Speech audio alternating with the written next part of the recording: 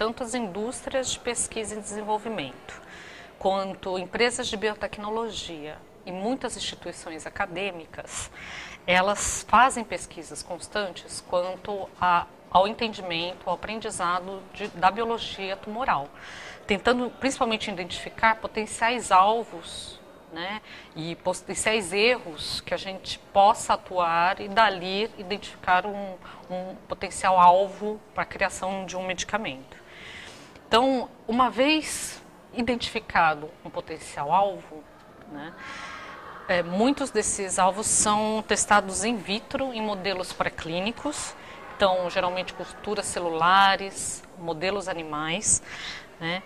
E quando existe uma resposta positiva, geralmente uma indústria farmacêutica aí, que tem um perfil de pesquisa e desenvolvimento acaba pegando essa molécula, então adquirindo de uma indústria de biotecnologia ou de uma academia em parceria, né? Às vezes licenciando, licencia o produto para a indústria maior fazer o desenvolvimento, né? E aí que começam os estudos clínicos, né? Que são em seres humanos. A primeira fase de um estudo de uma molécula se chama fase 1, em que a gente avalia a toxicidade, né? A dose limite, a dose tóxica que o paciente aguenta.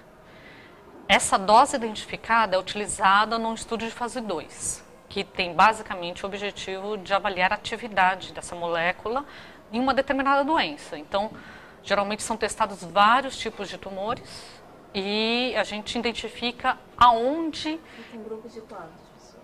E esses são todos N's pequenos, né? Uma amostra pequena de pacientes, né?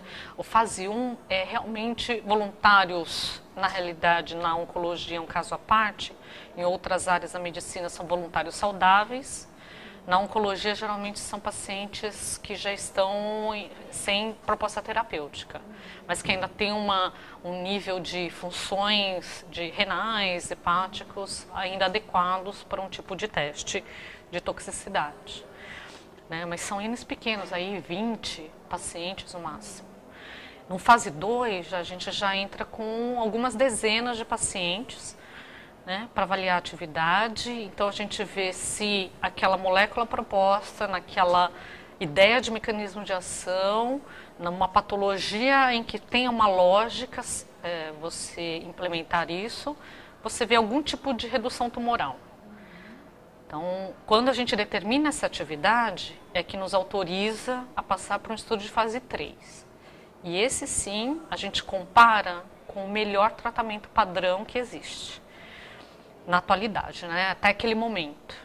Então, às vezes, a gente já tem um remédio para aquela indicação, para aquela doença, e às vezes não. Às vezes, a gente não tem nada.